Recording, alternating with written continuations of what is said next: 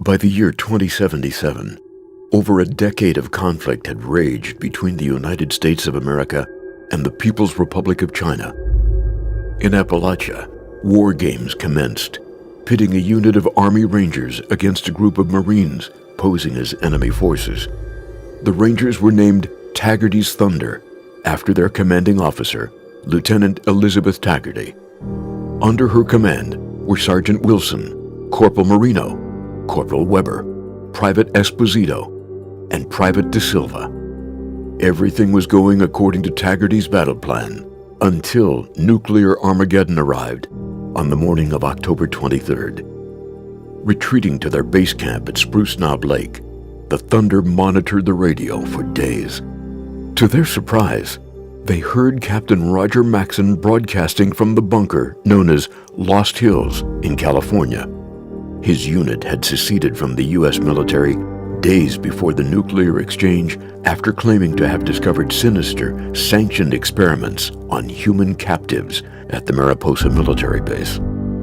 Though Maxson was a traitor as far as the government was concerned, Taggarty decided to give him a chance after initial hesitation. What she learned shattered her own loyalty to the U.S. government. Maxson shared the crimes they uncovered and how soldiers like them were led astray by those in charge. They soon found evidence to back Maxson's words: civilian subjects of a super soldier program using the forced evolutionary virus at Huntersville. The Thunder eventually accepted their discoveries and Maxson's remote leadership. They spent the winter at Camp Venture, a survival training camp, turning it into their headquarters.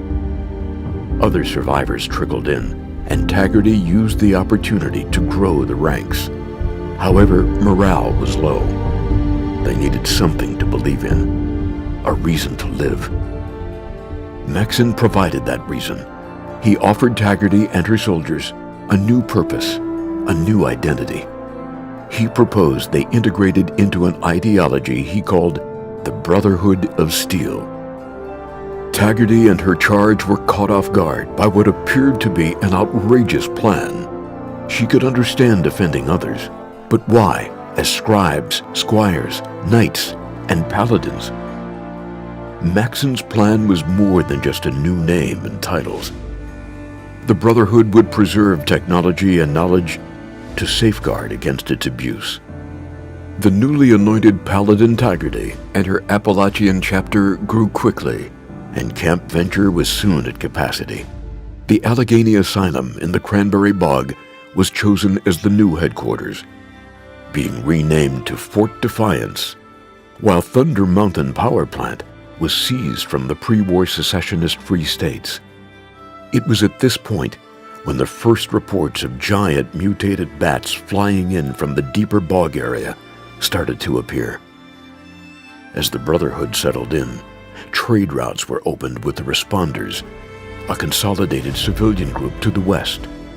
Relations flourished as they found a common cause in serving humanity. Their alliance peaked in 2086 at the Battle of Huntersville, where they contained the super mutant threat. Though there were losses, including the death of Squire De Silva, it was a decisive victory. Elder Maxson was jubilant. The victory convinced him that survival was assured, and he used the occasion to evolve the Appalachian Brotherhood's primary goal of securing technology and knowledge. However, over time, relations strained when the Brotherhood started making greater requisitions of material and manpower to fight an emerging threat. The mutated bats first encountered in the Cranberry Bog were growing in number. Worse, they were spreading a contagion that warped other life forms into hideous, lesion-ridden drones. The Brotherhood called the afflicted the Scorched, and the scorched beasts that created them. Realizing the gravity of the threat, Scribe Grant at Fort Defiance and his counterparts at Lost Hills worked together, racing to devise tracking technology, armaments, and research into a cure, while the Knights braced the front lines. Knowing they were barely containing the threat, Taggarty confided in Maxson that maybe more severe methods were warranted. using Appalachia's automated nuclear silos. Enraged, Maxon shut her proposal down. To use the very technology that brought so much death in the first place was unthinkable to the elder. It was a line he would not cross. There had to be an alternative, he reasoned. He pushed for further cooperation with people outside of the Brotherhood. But echoing the same mindset his own son put forward, Taggarty was unconvinced, lacking the trust for outsiders being brought into the fold. He never learned if Taggarty found success, as the communication satellite linking the two was failing. In their last exchange, Maxon implored Taggarty to hold their ground and adhere to their beliefs, reassuring them that they would continue looking for a way to defeat the Scorched Beasts and reestablish contact. Then, there was silence. The mounting losses and severing of supply routes forced them to mothball Camp Venture in July 2093, with Fort Defiance and Thunder Mountain becoming their two remaining strongholds. In a last-ditch effort, Paladin Taggarty launched Operation Touchdown to find the prime Scorched Beast site on January 29, 2095.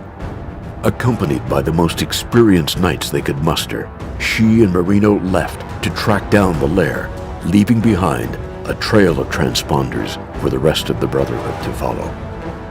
They found the main source of the Scorched Beasts in a mining complex to the southeast.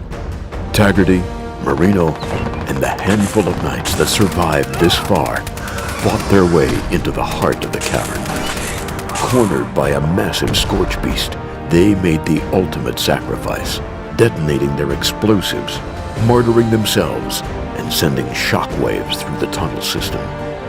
Despite an initial absence, Scorched Beasts began to return, and by June, it became clear that Touchdown ultimately failed.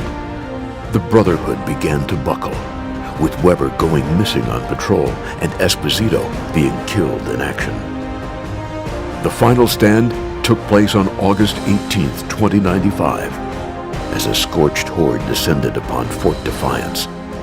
Senior Knight Wilson led a valiant defense, but there were no known survivors. Now, 8 years later, the Brotherhood's first expeditionary force is on its way from their headquarters in New California to assess the situation, reinforce, and reestablish contact between the two sides, unknowingly heading into a very different Appalachia.